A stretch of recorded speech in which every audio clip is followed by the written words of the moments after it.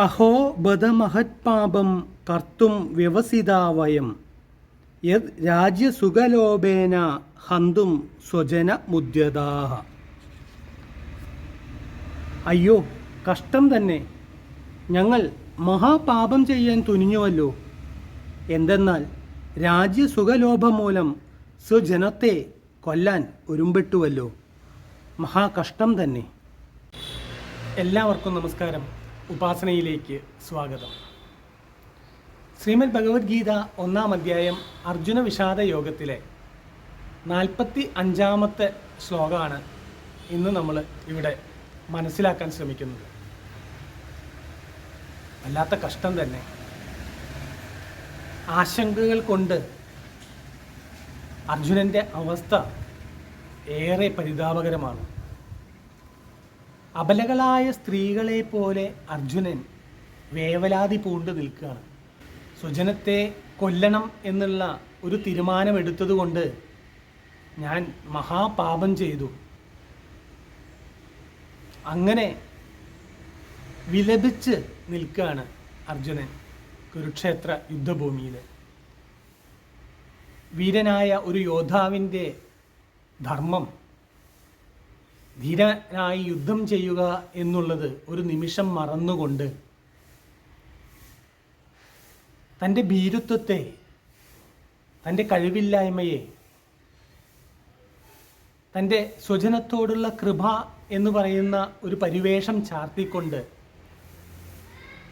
സ്വയം തൻ്റെ അവസ്ഥയ്ക്ക് മറ്റൊരു മുഖം നൽകുകയാണ് അർജുനൻ ഇവിടെ. അത് ഏറ്റവും പരിതാപകരമാണ്. അർജുനനെ പോലെയുള്ള ഒരു വില്ലാളി വീരൻ കുരുക്ഷേത്ര യുദ്ധഭൂമിയിൽ ഏറ്റവും ധീരമായി ധർമ്മയുദ്ധം ചെയ്ത് ധർമ്മത്തെ പരിപാലിക്കേണ്ടതിനു പകരം സ്വജനത്തെ കൊല്ലുന്നതിലുള്ള വിഷമം മൂലം വളരെയധികം വേവലാതി പൂണ്ട് നിൽക്കുന്ന ഒരവസ്ഥയിലാണ്. എന്നാൽ തൻ്റെ ആ അവസ്ഥ, തൻ്റെ ആ സമയത്തെ ആ ഒരു കഴിവില്ലായ്മ യഥാർത്ഥത്തിൽ പ്രകടിപ്പിക്കേണ്ടതിനു പകരം തനിക്ക് തൻ്റെ സ്വജനത്തോട് വല്ലാത്ത കൃപയാണ്, അതുകൊണ്ട് തന്നെ താൻ അവരെ വധിക്കാൻ ആഗ്രഹിക്കുന്നില്ല, ഇനി അങ്ങനെ വധിക്കുക എന്ന് പറയുന്നത് ഏറ്റവും ഹീനമായിട്ടുള്ള കുലധർമ്മക്ഷയത്തിന് കാരണമാകും എന്ന വ്യാഖ്യാനം നൽകിക്കൊണ്ട് അർജുനൻ ആ യുദ്ധമുഖത്ത് നിസ്സഹായനായി നിൽക്കുകയാണ്. നമുക്ക് ഈ ഭഗവത്ഗീത സഞ്ചാരത്തിനിടയ്ക്ക് ചിലപ്പോഴെങ്കിലും കേൾക്കേണ്ടി വന്നിട്ടുള്ള ഒരു ആശങ്കകളാണ്. നാം എന്തിനാണ് ദിവസവും ഇങ്ങനെ ഭഗവത്ഗീത പഠിക്കുന്നത്? ഈ ആധുനിക കാലഘട്ടത്തിൽ നമ്മൾ ആരും ഇത് പഠിച്ച് സന്യാസിയാവാനൊന്നും പോകുന്നില്ല. പിന്നെ എന്തിനാണ് ഇത് പഠിക്കുന്നത്? ഇതൊരു പക്ഷേ ചോദിക്കുന്നവരുടെ അറിവില്ലായ്മയായിരിക്കാം, അല്ലെങ്കിൽ ആശങ്കയായിരിക്കാം. എന്തു തന്നെയായാലും ഇങ്ങനെയുള്ള ചില ചോദ്യങ്ങൾ ഈ ഭാഗവത അല്ലെങ്കിൽ ഭഗവത്ഗീത സഞ്ചാരത്തിനിടയ്ക്ക് നമുക്ക് കേൾക്കേണ്ടി വരുന്നുണ്ട്. അപ്പോൾ ഈ ഒരു ശ്ലോകത്തിൽ തന്നെ നമുക്ക് മനസ്സിലാക്കാൻ സാധിക്കും, ഏറ്റവും മിടുക്കനായിട്ടുള്ള ഒരു വില്ലാളി വീരന് പോലും തൻ്റെ ജീവിതത്തിലെ കർമ്മ രംഗത്ത് പിന്നോട്ട് ചിന്തിക്കേണ്ട സാഹചര്യങ്ങൾ ഉടലെടുക്കുന്ന ഒരു സമൂഹത്തിലാണ് നമ്മൾ ജീവിക്കുന്നത്. അവിടെ ഏതു സമയമാണ് നമുക്ക് അങ്ങനെയുള്ളൊരു സാഹചര്യം ഉണ്ടാവുക? ആ സമയത്ത് ഭഗവത് ഉപദേശം നമുക്ക് ആവശ്യമാണ്. പക്ഷെ അത് ഏത് സമയമാണെന്ന് നമുക്കറിയില്ല. അതുകൊണ്ട് തന്നെ ദിവസവും നമ്മൾ ആ ഭഗവത് ഉപദേശം കേൾക്കുമ്പോൾ അപ്പോൾ നമുക്കുണ്ടാകുന്ന ആ ജീവിത സാഹചര്യത്തെ തരണം ചെയ്യാനുള്ള ശക്തി നമുക്ക് ലഭിക്കും. ഇനി ഭഗവത്ഗീത പഠിച്ച് അല്ലെങ്കിൽ കേട്ട് ഒരു വ്യക്തി സന്യാസിയാവുകയാണെങ്കിൽ ആദ്യം സന്യാസി ആവേണ്ടത് അർജുനൻ തന്നെയാണ്.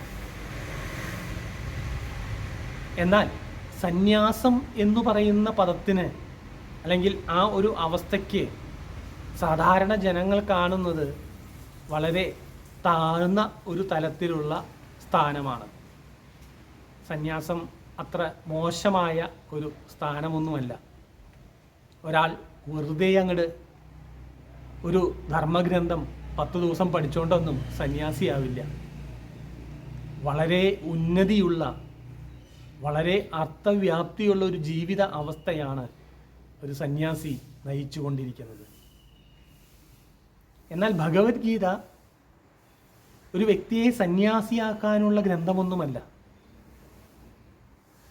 ആധുനിക കാലഘട്ടത്തിന് ഏറ്റവും അനുയോജ്യമായ ഡ്യൂട്ടീസ് ആൻഡ് റെസ്പോൺസിബിലിറ്റീസ്, തങ്ങളുടെ കടമകളും ഉത്തരവാദിത്വങ്ങളും പഠിപ്പിക്കുന്ന അല്ലെങ്കിൽ അതേക്കുറിച്ച് പുതിയ തലമുറയെ അല്ലെങ്കിൽ ഈ ആധുനിക കാലഘട്ടത്തെ ഉള്ള തലമുറയെ ബോധവൽക്കരിക്കുന്ന ഒരു ഗ്രന്ഥമാണ് ഭഗവത്ഗീത. ഈ ഒരു കാലഘട്ടത്തിലുള്ള ജനങ്ങൾക്ക് വേണ്ടി ഇത് കഴിഞ്ഞ ഒരു യുഗത്തിൽ രചിക്കപ്പെട്ടതാണ്, അല്ലെങ്കിൽ കഴിഞ്ഞ ഒരു യുഗത്തിലെ സംഭവത്തെ അധികരിച്ച് രചിച്ചിട്ടുള്ളതാണ്. പക്ഷേ ഇത് രചിച്ചിട്ടുള്ളത് ഈ ആധുനിക കാലഘട്ടത്തിലുള്ള ഓരോ വ്യക്തികൾക്കും വേണ്ടിയാണ്. വ്യത്യസ്ത തലങ്ങളിൽ ഉള്ള എല്ലാ വ്യക്തികൾക്കും വേണ്ടിയാണ് ഭഗവത്ഗീത രചിക്കപ്പെട്ടിട്ടുള്ളത്. നിങ്ങളൊരു വ്യാപാരി ആയിക്കോട്ടെ, ഒരു ശാസ്ത്ര സാങ്കേതിക രംഗങ്ങളിൽ വർക്ക് ചെയ്യുന്ന അല്ലെങ്കിൽ ഒരു ടെക്നിക്കൽ രംഗങ്ങളിൽ വർക്ക് ചെയ്യുന്ന വ്യക്തിയായിക്കോട്ടെ, നിങ്ങളൊരു പട്ടാളക്കാരനായിക്കോട്ടെ, യുദ്ധമുഖത്ത് നിൽക്കുകയായിക്കോട്ടെ, രാജ്യതന്ത്രജ്ഞനായിക്കോട്ടെ, സാധാരണ ഗൃഹസ്ഥാശ്രമി ആയിക്കോട്ടെ, വിദ്യാർത്ഥി ആയിക്കോട്ടെ, നിങ്ങളുടെ അവസ്ഥ എന്തുമായിക്കൊള്ളട്ടെ, നിങ്ങൾക്ക് ആവശ്യമുള്ള, നിങ്ങളുടെ അവസ്ഥയ്ക്ക് ആവശ്യമുള്ള ബോധവൽക്കരണം അല്ലെങ്കിൽ അതിന് ഉപകാരപ്പെടുന്ന വിധത്തിലുള്ള അറിവ് ഓരോ വ്യക്തിക്കും നൽകുന്ന ഗ്രന്ഥമാണ് ഭഗവത്ഗീത. നിത്യജീവിതത്തിൽ ഭഗവത്ഗീത ദിവസവും പഠിക്കാനും കേൾക്കാനും അറിയാനും ഉള്ള സാഹചര്യമുണ്ടെങ്കിൽ നിങ്ങൾ ഏതു രംഗത്തുള്ള വ്യക്തിയായാലും നിങ്ങളുടെ ജീവിതം ശോഭനമാകുമെന്ന കാര്യത്തിൽ ഒരു സംശയവുമില്ല. അപ്പം അതുകൊണ്ട് തന്നെ ഇത്രയും വില്ലാളി വീരനായ അർജുനൻ അഭിമുഖീകരിച്ച ഈ ഒരു വിഷമഘട്ടത്തിൽ നിന്ന് അർജുനനെ മോചിപ്പിച്ച് അവിടെ ഒരു കുരുക്ഷേത്ര ധർമ്മയുദ്ധം പര്യവസാനിപ്പിക്കാൻ ഈ ഭഗവത്ഗീതോപദേശത്തിന് കഴിഞ്ഞിട്ടുണ്ടെങ്കിൽ നമ്മുടെ ഓരോരുത്തരുടെയും ജീവിതത്തിൽ വന്നു ചേർന്നിരിക്കുന്ന യുദ്ധ അവസ്ഥകളിൽ നിന്ന് നമ്മളെ രക്ഷിക്കാൻ ഈ ഗ്രന്ഥത്തിന് എത്രത്തോളം ശക്തിയുണ്ടെന്ന് നമുക്ക് ഊഹിക്കാവുന്നതേ ഉള്ളൂ. ഇന്ന് ഏറ്റവും ഖേദകരമെന്ന് പറയുന്നത് ഈ സനാതനധർമ്മത്തിൻ്റെ വക്താക്കളായി ജനിച്ച അല്ലെങ്കിൽ ഇതിൻ്റെ ഗുണം ഏറ്റവും അധികം അനുഭവിക്കേണ്ട ഭാരതീയർ പലപ്പോഴും ഈ ഗ്രന്ഥത്തെ അവഗണിക്കുന്നതായിട്ട് കാണുന്നു.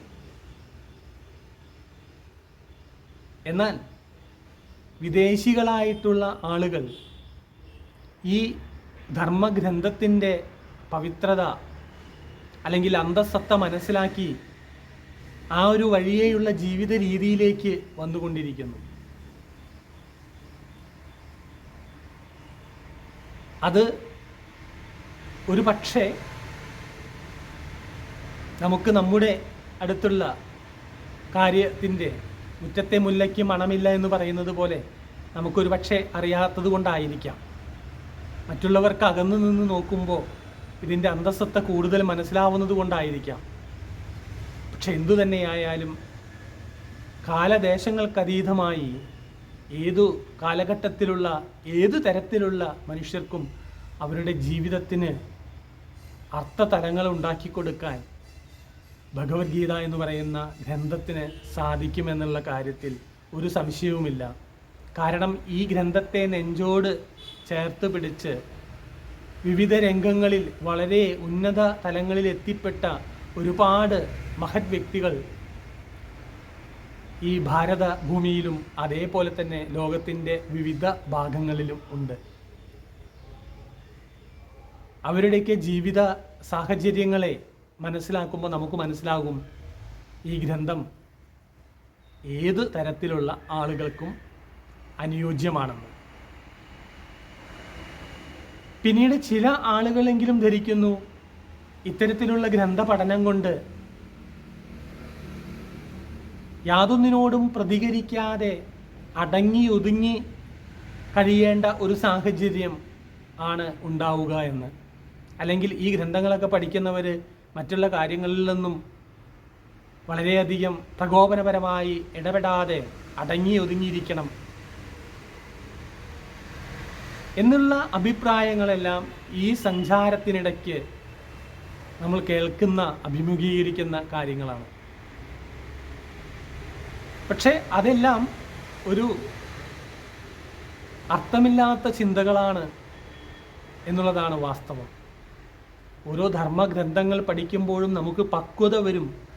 അതിനനുസരിച്ച് നാം നമ്മുടെ ജീവിതത്തെ വളരെ നല്ല അർത്ഥത്തോടു കൂടി കാണും എന്നുള്ള കാര്യത്തിൽ യാതൊരു സംശയവുമില്ല. എന്നാൽ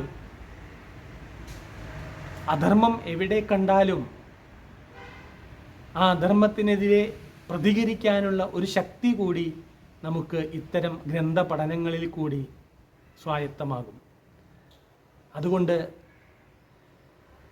ഏതെങ്കിലും ഒരു വ്യക്തി ഭഗവത്ഗീതയുടെ വഴിയിൽ കൂടി സഞ്ചരിക്കുന്നുണ്ട് എന്ന് വിചാരിച്ച്, അല്ലെങ്കിൽ ഏതെങ്കിലും ഒരു സാധുവായ സന്യാസിയെ കണ്ട് നാം മുൻവിധികളോടുകൂടി അവരുടെ അടുത്തേക്ക് അടുക്കാതിരിക്കുക എന്നുള്ളത് വളരെയധികം ശ്രദ്ധിക്കേണ്ട ഒരു കാര്യമാണ്. കാരണം ജീവിതത്തിലെ ഏത് സാഹചര്യങ്ങളെയും തരണം ചെയ്യാനുള്ള മാനസികവും ശാരീരികവുമായ ശക്തി ഇത്തരം ഗ്രന്ഥ പഠനങ്ങളിൽ കൂടി നമുക്ക് സ്വായത്തമാകും. ഒരുപക്ഷേ ഒരു സാധുവായ സന്യാസിയെ അദ്ദേഹത്തിനെ കാണുമ്പോൾ കാണുന്ന ആ സാത്വിക ഭാവത്തെ അധികരിച്ച് ഒരു പക്ഷേ അപമാനിക്കാൻ പുറപ്പെട്ടാൽ നിങ്ങൾക്ക് തിരിച്ച് ഏൽക്കേണ്ടി വരുന്നത് ഒരു മല്ലനിൽ നിന്ന് കിട്ടുന്ന പ്രഹരത്തേക്കാൾ അതിഭീകരമായിരിക്കും എന്നതാണ് സത്യം. അതുതന്നെയാണ് ഇത്തരം ധർമ്മഗ്രന്ഥങ്ങളുടെ പഠനത്തിൽ കൂടെ നമ്മുടെ ജീവിതത്തിൽ നമുക്ക് നേടാനാകുന്നതും. നാം സ്വമേധയാ അടങ്ങി ഒതുങ്ങി നമ്മുടെ വഴിയിൽ കൂടെ പോയിക്കൊണ്ടിരിക്കും. പക്ഷേ നമ്മുടെ വഴികളിലേക്ക് അതിക്രമിച്ചു കയറുന്ന അധർമ്മികളെ ഏതു വിധേനയും തുരുത്താനുള്ള മാനസികവും ശാരീരികവുമായ ശക്തി ഏതൊരു ധർമ്മഗ്രന്ഥ പഠിതാവിനും ഉണ്ടായിരിക്കുമെന്നുള്ളത് സത്യമാണ്. അങ്ങനെ ആയിരിക്കുകയും വേണം. കാരണം ഭഗവാൻ പറഞ്ഞിരിക്കുന്നത് ധർമ്മോ രക്ഷതി രക്ഷിത എന്നാണ്. എല്ലാവർക്കും നന്ദി, നമസ്കാരം.